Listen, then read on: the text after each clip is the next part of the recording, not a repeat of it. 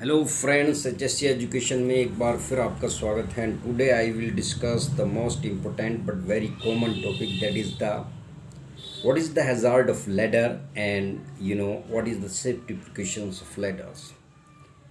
सीढ़ी पर जब आप काम करते हैं तो उसके क्या हैज़ार्ड हैं और उसमें क्या सावधानी आपको बरतनी चाहिए। तो क्या हैज़ार्ड हो सकता है? If you are working with ladder, falling hazard, person fall, equipment fall, material fall, ये सारे फॉलिंग हैज़ार्ड्स हैं when you are working with ladder.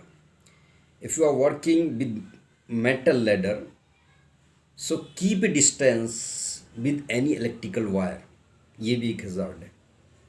Slip trip falling hazard है। बायोलॉजिकली कुछ भी उसमें हो सकता है, वो हैज़ार्ड है। Oil, grease and laying anything on ladder, ये भी एक हैज़ार्ड है। If you are not proper stepping in ladder, ये भी एक हैज़ार्ड है। You can easily slip. तो ये डिफरेंट टाइप्स के हैज़ार्ड्स हैं। एंड क्या सावधानी बरतनी है आपको?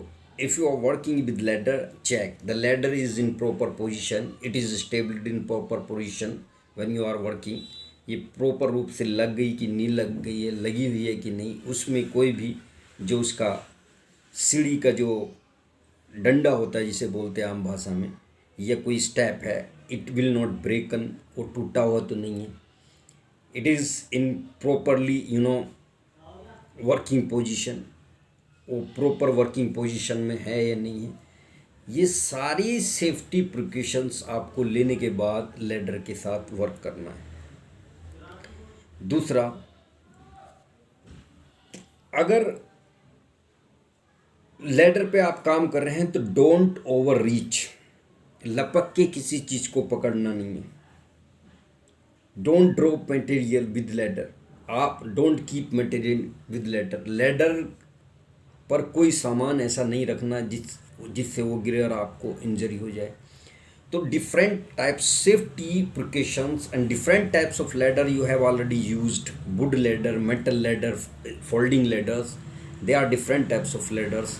ये घर में भी इस्तेमाल करते हैं, इंडस्ट्री में भी इस्तेमाल करते हैं, और in different places you can easily work.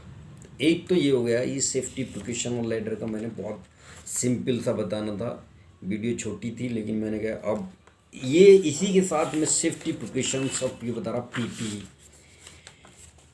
PP person protective equipments are the clothes and equipment that are generally used to protect the body of the workers, as such helmet, dungarees, safety shoes, apron, hand gloves. ये two types, these are two types: respiratory, non-respiratory PPs and respiratory PPs. Respiratory PPs are those PPs which are working with the help of equipments and give you respiration, जो breathing apparatus है जैसे, वो respiration को protect करता है। जो PPs respiration के according protect work करते हैं वो रेस्पायरेटरी।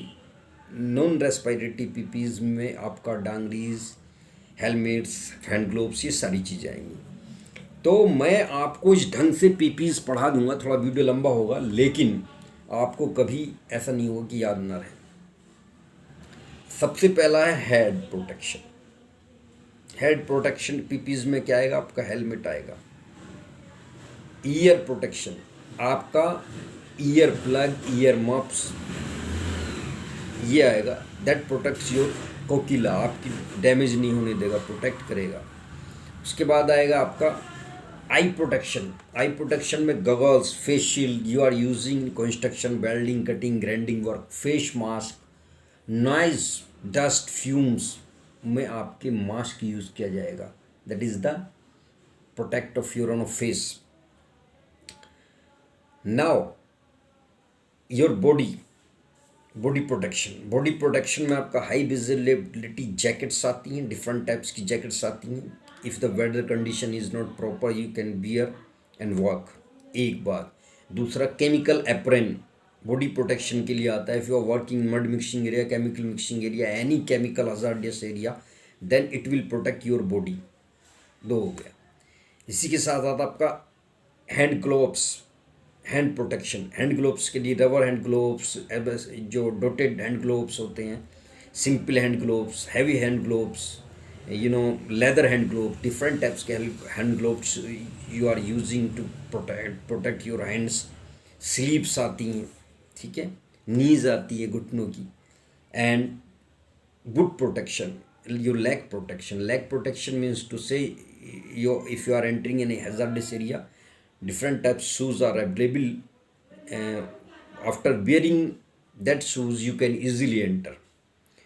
और ये पीपी का टॉपिक सबसे ज़्यादा इंपॉर्टेंट होता है एचएससी के लिए। OMR 1984 says strictly nobody enter in the site without PPs, whether it is company man और प्रोजेक्ट मैनेजर, कंपनी मैन और प्रोजेक्ट मैनेजर चाहिए हो।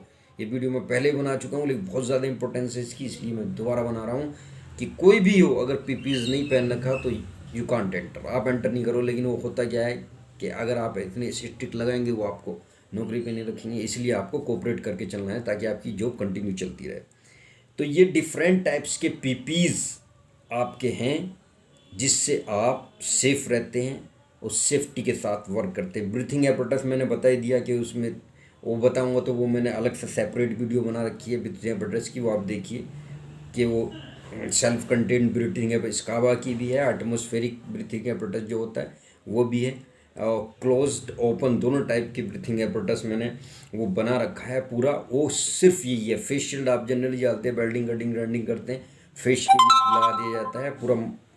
और अगर कहीं कभी कभी क्या होता है जब ऑक्सीजन लेनी होती है तो एक पूरा मास्क होता है, वो भी आप लगाते हैं हॉस्पिटल वगैरह में जनरली आप देखते हैं। तो प्लीज़ पीपीज को इग्नोर मत कीजिए, पीपीज इज़ वेरी इंपॉर्टेंट।